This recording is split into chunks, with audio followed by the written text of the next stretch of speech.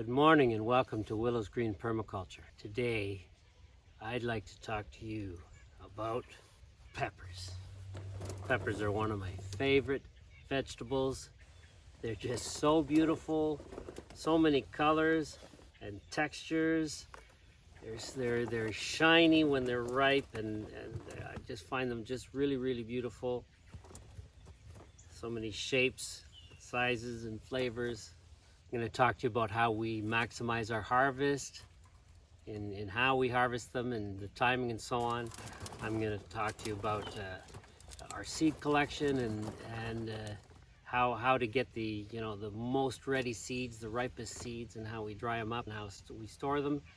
I'm also going to talk to you about how we store the peppers for best flavor when it's time to use them through the winter. Obviously, we eat them fresh when we can. I've been perfecting my pepper growing and seed collection and so on for over the last 4 years, and it's really worked out. I think that's enough for today. If you're interested in learning about some of that, then let's get started.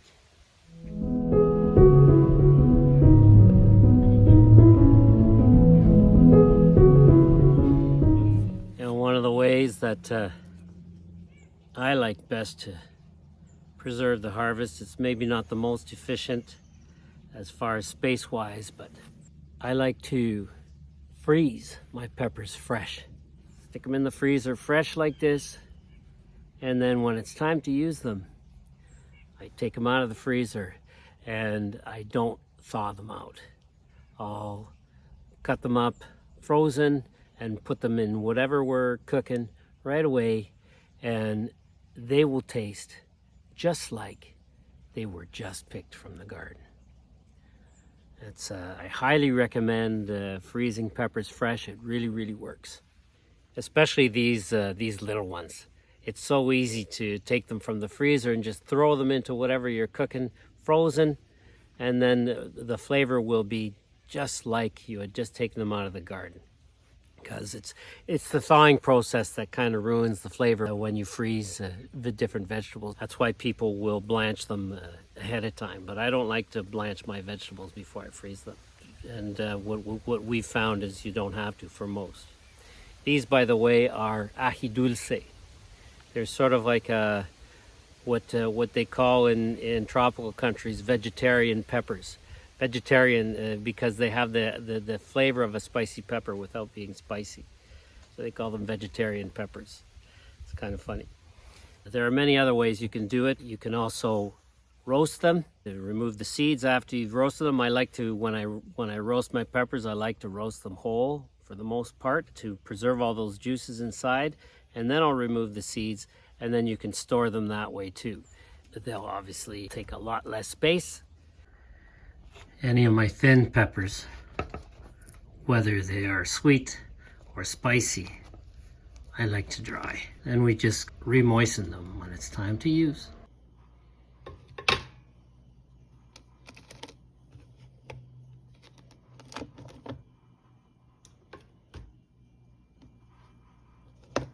Now, one way we maximize our harvest is by harvesting our peppers when they've started to ripen. You see, when they've started to change color, and then they can finish. And sometimes when they're good and shiny, you know that they're going to be able to finish ripening indoors. I'm going to show you one of our daily harvests where I talk about that. Here's a typical daily harvest of peppers. It's the 30th of September today, last day of September. Here's a beautiful King of the North. Now, there's still lots of green on it, and there's still lots of green on all these peppers. Why? Because the plants still have multiple peppers on them. And so if they've started to turn color, then I pick them and they'll finish ripening in a nice sunny window indoors. Here's a sweet chocolate that ripens to a beautiful chocolate color. Here's another King of the North. Here's another sweet chocolate. Here's a pepper that I call Padma's peppers because we got the seeds from a friend of ours whose name is Padma. Here are two peppers that I highly recommend. The big ones are Auxilio peppers, Auxilio, and then the long thin ones are Jimmy Nardellos. Both of these give lots of peppers on the plant, lots and lots, as if they were chili peppers, but they're both sweet. Now the Auxilio, the big one, can be spicy sometimes, especially in a dry, very dry, sunny season. But this season there's been lots and lots of rain, and so they're very, very sweet. Maybe a hint of spice sometimes, but that's it. I highly recommend these two peppers because, especially if you manage to get them when they're a little bit green like these ones, then there are many, many other peppers on the plant, sometimes a little smaller, and they will have time to ripen. So you get multiple peppers on a single plant that can ripen. This is another one of our King of the North. Couple of sweet chocolate peppers. This is a Purple Beauty. I find these take a real long time to ripen, and even when they've been at their most ripe, they still kind of have a green flavor, and when you cut them open, they're green inside. So they're very pretty, but they don't have, personally, I haven't found so far that they've had the best of flavors. These are Chile Ancho. Beautiful, beautiful peppers. Got tons of these ones. I ate one yesterday and grilled it, and it was sweet, which I'm glad of, because I mean, I like the spicy peppers, but you don't want to, I've got so many of these that it would be just way too many. That last one I'm putting down there, the long one, Jimmy Nardello. The peppers love heat, so we've always kept them in one of the warmest parts of our garden. We sow them indoors in the spring, and when it's warm enough to move out into our unheated greenhouse, then we move them out to there. And then we make sure that we thoroughly harden them off before transplanting them out, and we don't transplant them out until it's really the warmth of the summer has really begun, which here is beginning of June. Another very important thing to remember about peppers, sometimes they can get burns on them. Sometimes a pepper can get burnt by the sun. If the fruit is exposed to the sun all day long, then it can get burn marks, and when it starts to burn, then the fruit will eventually just lose its flavor. And so when you see a pepper with a burn mark on it, it's good to pick it right away, cut that burn mark out, and then you can still use it, but don't leave it on the plant because it's not going to get any better. Now, the way you avoid that is by, first of all, making sure that your plants are healthy and so on, and the peppers are under the leaves for the most part. But also, because some of the peppers won't be under the leaves necessarily, there's some companion planting you can do, where you will plant them with other plants that will give them some shade. And so, for instance, we'll use mustard, we'll use, maybe there'll be a sunflower here, with maybe one or two of them in the bed, some sage or other tall-growing herbaceous herbs that are aromatic, and another one is basil. Basil can grow very tall and can shade some of the pepper. We've also planted them with chapiche. All of these can shade, give the peppers some light shade, and very, very dappled. You don't want to cover like your whole bed. You just want to have some plants here and there that are going to give some of your pepper plants some shade. A mustard plant, for example, grows real tall, and so you can kind of change its angle with a stake so that it shades the plants that it needs to shade, because they're not going to all need the shade. Because obviously your peppers need heat and they need sun in order to get all that sweetness or spiciness, if that's what you'd like, and all that color. But like I said, you don't want to have the fruit exposed to the sun all day long, and so some of your plants are going to need some shade. Obviously, if the plants are full of leaves and the peppers are all sort of shaded by the plant's own leaves, then maybe the plant doesn't need any shade. It's October 15th today. We still haven't had a frost, and a few days ago I did what I call our frost harvest, because I was pretty sure we were going to get a hard frost that night. So that day I took out all the peppers that I figured could finish ripening inside, that were a good size and I knew we'd use, and so on. Now in the end, we just got a very, very light frost. We got 2 nights of very light frost. Both of the days prior, I did pepper harvesting, but the peppers didn't end up getting affected by that. We just had some of our squash plants and so on get affected in the basil plants. So we have a lot of very small peppers still on the plants that who knows, we might still get some more of a harvest from them. It's October 16th today, and it's going to go down to 2 degrees below freezing tonight, -2 Celsius. Not sure what that is in Fahrenheit, but it's 2 degrees below freezing. And so I've gone through and I've picked anything that looks like it can ripen, no matter how small this time. The peppers, they look pretty, I walked right through them and so on and pulled at them, lots of branches broke and stuff, but you know what, they're still looking really nice. I didn't have the heart to cut the plants. It would have been easier to just cut at the base and pull off the peppers. I did that over here, but then I threw them back in to cover up the ground cherries, because I've got a bunch of ground cherries I could still pick up that that I protected with the pepper plants that I pulled and that I cut and pulled the peppers off and put them on top of the ground cherries. Beautiful day, but it's going to be a cold night. Here are the peppers I picked yesterday, October 16th. Most of them anyway. Some of them that were bigger, I put them in with these other ones. And some of the really big ones that I want to keep for seeds, I put them in over here so I don't forget about them and eat them without collecting the seeds.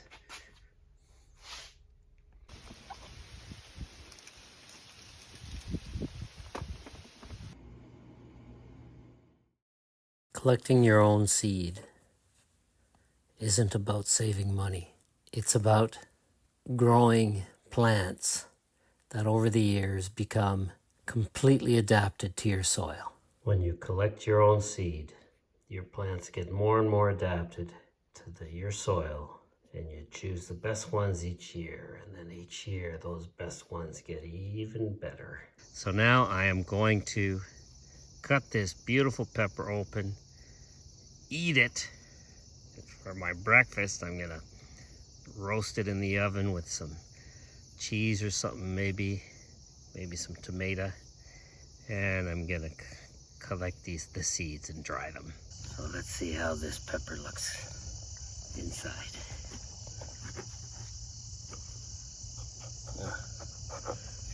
Very soft to cut, very ripe.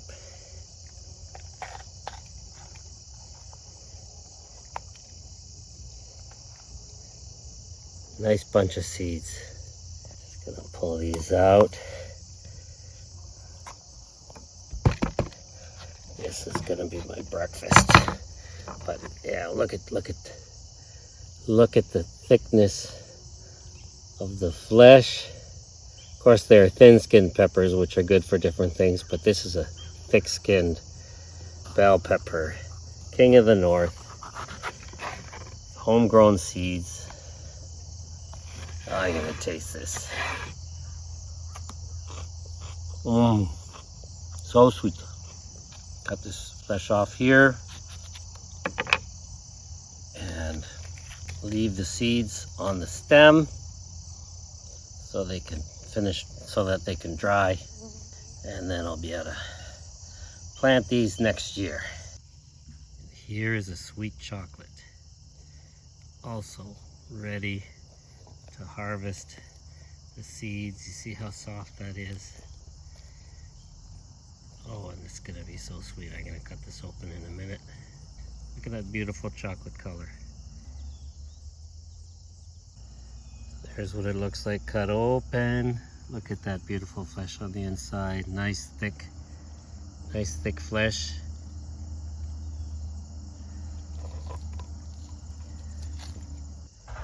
Also gonna be for breakfast. This is a king of the north. I just removed the seeds, and what I'm gonna do with these seeds is I'm going to put them like this in a nice dry spot, well ventilated and so on, for a couple days, no more than 2 or 3 days, just to let these seeds finish ripening. I mean, as you can see, The skin on this pepper is really, really soft. That's what you need to do. You need to let your pepper ripen until the skin begins to be soft. Look at the skin now. It's beginning to wrinkle. It's soft. You see how I can squeeze this pepper? This is what you might call the perfect ripeness. Now, this pepper, if it were in the wild, it would start probably to decompose. But now this pepper is probably at its sweetest and its seeds are at their ripest and most ready. So that you know that your seeds are good and ripe. Still some energy left in this little seed packet, you might call it. And so I'm gonna let it ripen a couple more days, and then I'm gonna remove all these seeds, because if you wait longer than a few days, they could start to go moldy, because this will start to decompose. So when you wanna collect your seeds from your favorite pepper, then what you do is you let your pepper ripen until the skin is nice and soft, and it's very, very sweet at this point and really, really good to eat. Read this, it's at its sweetest point, and the seeds are at their ripest. Here's another one, and here's another one. And then you just cut it open and remove the seeds. There we go. So here's another one. Now this particular pepper, lots of the seeds are stuck to the sides. I'm just gonna take those out. Try not to mix them up with my other pepper here. All of my plants are open pollinated, so a lot of these peppers and my tomatoes and all my other plants, they all mix with each other to create new varieties. Here are a couple more King of the North that I haven't, that I'm gonna cut open in a few days. I'm still letting them finish ripening. They're so delicious and so sweet and nice thick flesh, nice big peppers. I'm really happy. Let's have a look at this one. Keep these seeds separate. This one I think might be a spicy pepper. I'm gonna taste it. I think this is a tequila. Over here in this corner, taste a little piece of this. Not spicy yet. Well, it's sweet. However, this year we got so much rain, I don't think it was the most ideal weather for getting really spicy peppers, which is fine because last year we got a ton of spicy peppers. And this is a sweet chocolate. Cut it like this.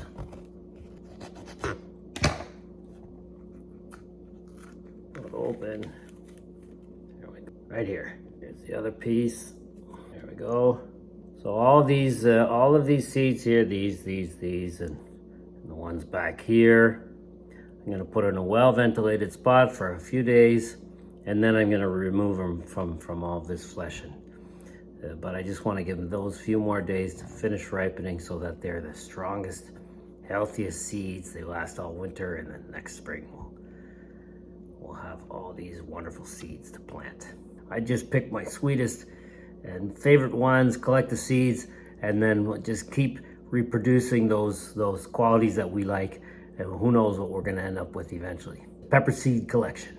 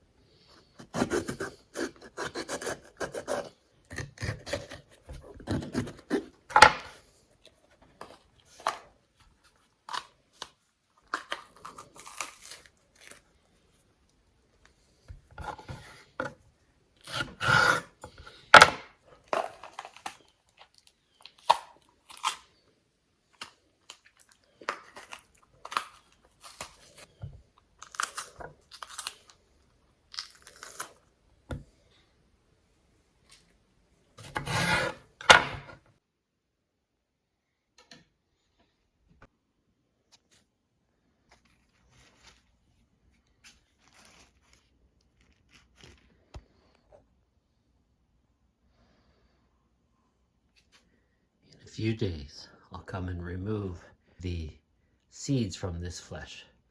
And so they will then look like this. All this dust that's on these seeds are just from the wheat and barley that I'm drying up here.